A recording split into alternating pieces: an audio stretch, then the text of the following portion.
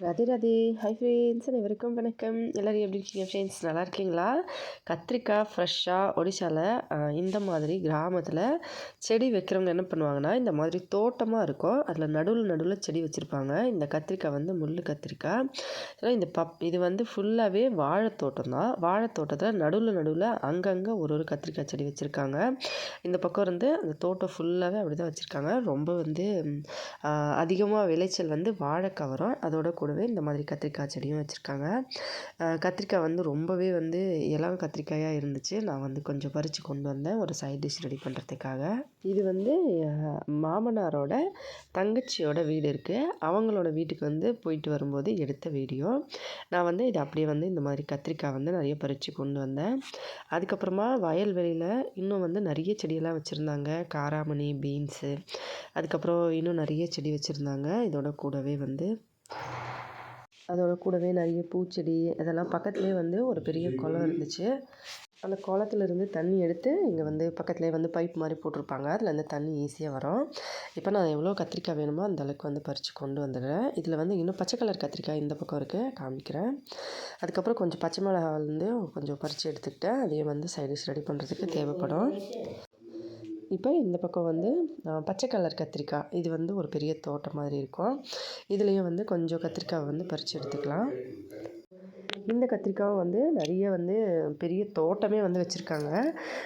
அந்த முள் கத்திரிக்காய் வந்து ஜஸ்ட்டு கொஞ்சம் வீட்டில் சாப்பிட்றதுக்காக வச்சுருந்தாங்க. இது வந்து விவசாயம் பண்ணுறதுக்காக வச்சுருந்தாங்க. இப்போ வந்து இதிலேருந்து நான் கொஞ்சம் கத்திரிக்காய் வந்து பறித்து கொண்டு வந்துடுறேன். இதையும் வந்து நம்ம சைட் டிஷ் பண்ணுறதுக்கு இன்றைக்கி யூஸ் பண்ணலாம். ஃப்ரெஷ்ஷாக இருக்குது. கருப்பு கலர் கத்திரிக்காய் வந்து நான் வேறு ரெசிபி பண்ணுறதுக்காக அதை வச்சுறேன். இப்போ இதை எவ்வளோ கத்திரிக்காய் வேணுமோ அவ்வளோ வந்து பறிச்சுக்கணும். நான் ஃபஸ்ட் டைம் கத்திரிக்காய் தோட்டத்தில் வந்திருக்கிறதுனால எனக்கு வந்து அந்த முள்ளெல்லாம் குத்திக்கிட்டே இருந்தது, கொஞ்சம் கஷ்டமாக இருந்துச்சு. அதுக்கப்புறமா பறித்து கொண்டு வந்துட்டேன். இப்போ வீட்டில் வந்தாச்சு. இப்போ எப்படி செய்யுதுன்னு பார்க்கலாம். சாப்பாடு செஞ்சு முடிச்ச அப்புறமா அடுப்பில் நல்லா நெருப்பு இருந்தது. அந்த கத்திரிக்காயை நல்லா கழுவிட்டு அதில் வந்து ஒரு ஓட்டை போட்டுருணும். இல்லைன்னா கத்திரிக்காய் நம்ம வந்து அடுப்பில் போட்டோம்னா அதை வெடித்த உடனே அதுக்குள்ளே சாம்பலெல்லாம் போயிடும். அதனால சின்னதாக ஒரு ஓட்டை மாதிரி போட்டு இந்த மாதிரி நல்ல நெருப்பு இருக்கும்போது போடணும். லைட்டாக நெருப்பு இருக்கும்போது போட்டால் அது சரியாக வேகாது. அதுக்கப்புறமா அந்த நெருப்புலேயே வந்து நம்ம நல்லா வந்து சுடணும். நெருப்பு லைட்டாக இருந்துச்சுன்னா அந்த கத்திரிக்காய் வந்து ஒரு மாதிரி கலர் போயிடும். அதுக்கப்புறம் டேஸ்ட் நல்லா இருக்காது. நல்ல நெருப்பு இருக்கும்போது நம்ம போடணும். இப்போ நல்லா அந்த நெருப்பை வந்து லைட்டாக கலரிட்டு நான் நடுவில் வந்து அந்த கத்திரிக்காய் ரெண்டுத்தையும் வச்சுட்டு அதுக்கு மேலே வந்து அந்த நெருப்பு போடலாம் அப்படின்னு சொல்லிட்டு நெருப்புலாம் வந்து வெளியே எடுத்துகிட்ருக்கேன். ஆக்சுவலாக நம்ம வந்து கேஸில் செய்யும்போது இந்த ஸ்டாண்டு மாதிரி வச்சு செய்வோம். கிராமத்தில் இருக்கவங்க நம்ம வந்து சமைச்சு முடிச்ச அப்புறமா இந்த மாதிரி செஞ்சுக்கலாம். தக்காளியும் அதே மாதிரி தான். ஒரு கத்திரிக்காய் வந்து கருப்பு கத்திரிக்காய், ஒன்று வந்து பச்சை கத்திரிக்காய் எல்லாத்தையும் போட்டுட்டு ஒரு தக்காளி, ஒரு பூண்டு முழுசாக அதையுமே வந்து அதில் போட்டுடுறேன். எல்லாத்தையும் போட்டுட்டு அப்படியே வந்து அந்த நெருப்பை வந்து மறுபடியும் மூடி வச்சிடலாம். அதே மாதிரி நல்லா கொஞ்சம் அதிகமாக வந்து சைடிஷ் செய்கிற மாதிரி நான் வந்து நிறைய கத்திரிக்காய், தக்காளி அதுக்கப்புறம் எல்லாத்தையும் போட்டாச்சு. இப்போ வந்து நெருப்பு பட்டுன்னு அது மேலே போட்டு மூடிடலாம். நெருப்பு வந்து நல்லா அது மேலே சுட்டு எடுத்தால் தான் நல்லா வந்து டேஸ்ட்டு நல்லாயிருக்கும். லைட்டாக நெருப்பு இருந்ததுன்னா நல்லா இருக்காது. இப்போ வந்து இது கொஞ்ச நேரம் இருக்கட்டும். பாருங்கள், கத்திரிக்காய் வெடிக்கிற மாதிரி இருக்குது. அதனால தான் லைட்டாக சின்னதாக ஓட்டை போட்டுவிட்டு நம்ம வைக்கணும். இல்லைனா பட்டுன்னு வெடிச்சுக்கிட்டே இருக்கும். இப்போ வந்து கொஞ்ச நேரத்துலேயே வந்து இந்த மாதிரி நல்லா கலர் சேஞ்ச் ஆகி ஒரு ப்ரௌன் கலர் மாதிரி ஆகிடும். நான் கொஞ்சம் நேரம் கழித்து இப்போ எடுத்து காமிக்கிறேன் பாருங்கள். இப்போ இதை வெளியே எடுத்துடலாம். பாருங்கள், நல்லா வந்து சுட்டாச்சு. அந்த நெருப்பு வந்து அந்த புகையோட அந்த வாசனை நம்ம வந்து இப்போல்லாம் ரீசெண்ட் டைமில் நிறைய ரெசிபிஸ் ரீசெண்ட் டைமில் எப்போவுமே வந்து சார்கோல் வந்து அந்த வாசனைக்காக சமைச்சு முடிச்ச அப்புறமா அந்த அடுப்போட அந்த வாசனை வரணும் அப்படின்னு சொல்லிட்டு ஒரு சின்ன கிண்ணத்தில் வந்து இந்த மாதிரி ஒரு நெருப்பு வந்து எடுத்து அதுக்குள்ளே வச்சுட்டு அதை அந்த சமைச்ச ஃபுட்டுக்குள்ளே வச்சு கொஞ்சமாக வந்து நெய் விட்டுட்டு அதை மூடிடுவாங்க. அந்த வாசனை வரணும்.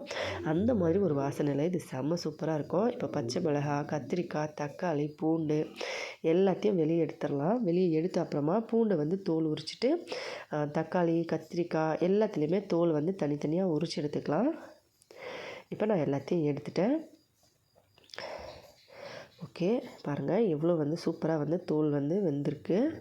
அவ்வளோதான். இப்போ வந்து இது அப்படியே உடனே வந்து தோலை எடுத்துடணும். கொஞ்சம் நேரம் கழித்து எடுத்தால் நல்லா இருக்காது. நம்ம உடனே வந்து எடுத்துடலாம். இப்போ கையில் இப்படி தண்ணி வந்து லைட்டாக தொட்டு நான் வந்து நல்ல சூடாக இருக்கிறதுனால கொஞ்சமாக தண்ணி தொட்டு எடுக்கிறேன். இப்போ தோலெல்லாம் எடுத்த அப்புறமா பூண்டை வந்து இப்படி லைட்டாக வந்து உதுத்து அந்த பூண்டோட அந்த சுளைகள் மட்டும் நம்ம எடுத்துக்கலாம்.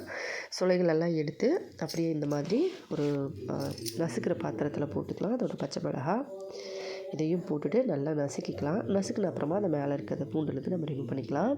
நல்லா வந்து இந்த மாதிரி நசுக்கிட்டு நல்லாவே பேஸ்ட்டான மாதிரி கொஞ்சம் நசுக்கிக்கணும். அவ்வளோதான். இப்போ இது ரெடி ஆகிடுச்சு. இது எடுத்து வச்சிடலாம். இதே மாதிரி நம்ம காய்கறி எல்லாம் சுட்டு வச்சுருக்கோம் இல்லையா, அதை எல்லாத்தையுமே வந்து நம்ம நல்லா மேஷ் பண்ணி எடுத்துக்கணும். ஒடிஷாவில் வந்து கஞ்சி சாதம் மோஸ்ட்லி சாப்பிடுவாங்க அப்படின்றதுனால மோஸ்ட்லி அந்த மாதிரி வந்து செய்வாங்க. இந்த மாதிரி சைட் டிஷ் செஞ்சு கஞ்சி சாப்பிட்றதுக்கு செம்ம டேஸ்ட்டாக இருக்கும். அதோடு வந்து சாதத்துக்கும் கூட சைட் டிஷ் இப்போ ஒரு கிளி மிளகா சாம்பாரோ இல்லை வந்து டால்மாவோ செஞ்சாங்கன்னா இதை வந்து சைட் டிஷ்ஷாக வச்சு சாப்பிட்றதுக்கு நல்லாயிருக்கும். இப்போ இந்த மாதிரி நான் இங்கே எல்லாத்தையும் எடுத்து வச்சாச்சு. இதை கையிலையே வந்து மேஷ் பண்ண சரி, இல்லைனா ஒரு ஃபோக் மாதிரி இல்லை ஸ்பூன் மாதிரி வச்சு கூட நம்ம இதை மேஷ் பண்ணிக்கலாம். அவங்க விருப்பம் தான். நான் கஞ்சி சாப்பிடும்போது கஞ்சி பக்கத்தில் வச்சுருவாங்க. அதோட கூடவே வந்து அந்த கஞ்சி தண்ணி கொஞ்சம் அதில் போட்டு பிசைஞ்சு அதை சாப்பிடும்போது செம டேஸ்ட்டாக இருக்கும். லைட்டாக புளிப்பாக இருக்கும், கஞ்சி நல்லாயிருக்கும். அதுக்கப்புறம் அந்த பூண்டும் பச்சை மிளகாவும் நசுக்கி வச்சுருந்தது இதில் போட்டுடணும். இப்போ வந்து சுவைக்கு ஏற்ற மாதிரி கொஞ்சம் உப்பு சேர்த்துக்கலாம். அதுக்கப்புறமா கடுகெண்ணெய் வந்து டேஸ்ட்டுக்காக மட்டும் இல்லைங்க. கடுகெண்ணெய் வந்து குளிர்காலத்துலலாம் அடிக்கடி ஆட் பண்ணிக்கிட்டோம்னா உடம்பு வந்து ரொம்ப கோல்டு ஆகுது அப்படின்னாலும் நீங்கள் ஹீட்டு வந்து இதாகும். இது வந்து ஒரு ஹீட்டான ஃபுட்டுன்னு சொல்லலாம். அதோடு வந்து நான் நிறைய ரெமெடிஸ்லாம் போட்டிருக்கேன் கடுகெண்ணெய் யூஸ் பண்ணி. கோல்டுக்கெல்லாம் எப்படி வந்து சரி பண்ணுறது, கை கால் வலியெல்லாம் சரி பண்ணுறதுக்கு. ஒடிஷாவில் மோஸ்ட்லி நார்த் சைடில் கடுகெண்ணெய் தான் சமைச்சு வந்து சாப்பிடுவாங்க. அதோட வந்து இதோட கன்சிஸ்டன்சி நல்லா திக்காக இருக்கும். நம்ம வந்து எண்ணெய் கடாயில் ஊற்றின அப்புறமா நல்லா சூடான அப்புறமா தான் வெங்காயம் ஆட் பண்ணணும். இல்லைனா பச்சையாக வாசனை வர மாதிரி வரும். அதனால் ஆனால் பச்சையாக வந்து இந்த மாதிரி சைட் டிஷ்ஷில் சேர்த்து சாப்பிடும்போது சைட் டிஷ்ஷில் அந்த கடுகெண்ணெயோட வாசனை அவ்வளோ சூப்பராக இருக்கும். சாப்பிடும்போது ரொம்ப நல்லாயிருக்கும். அவ்வளோதான் ஃப்ரெண்ட்ஸ், பாருங்கள் எவ்வளோ சூப்பராக ரெடி ஆகிடுச்சு. செம்ம டேஸ்ட்டாக இருக்குது. நான் உப்பு செக் பண்ணிக்கிறேன். அவ்வளோதான் ஃப்ரெண்ட்ஸ், ரெடி ஆகிடுச்சு. நீங்களும் ட்ரை பண்ணி பாருங்கள். மறக்காமல் எப்படி இருந்ததுன்னு கமெண்ட்லேயும் சொல்லுங்கள்.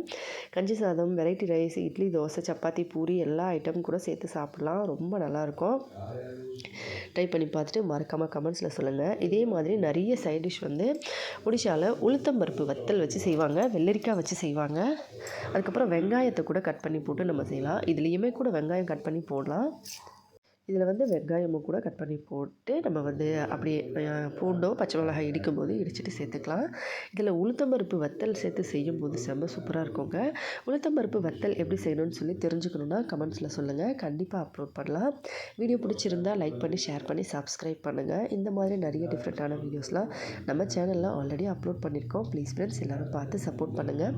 எல்லாமே யூஸ்ஃபுல்லான நிறைய வீடியோஸ் நம்ம சேனலில் போட்டிருக்கோம். உங்கள் ஃப்ரெண்ட்ஸுங்களுக்கெல்லாம் ஷேர் பண்ணி நம்ம சேனல் பற்றி சொல்லுங்கள். இதே மாதிரி இன்னொரு வீடியோவில் பார்க்கலாம் ஃப்ரெண்ட்ஸ். நன்றி, வணக்கம்.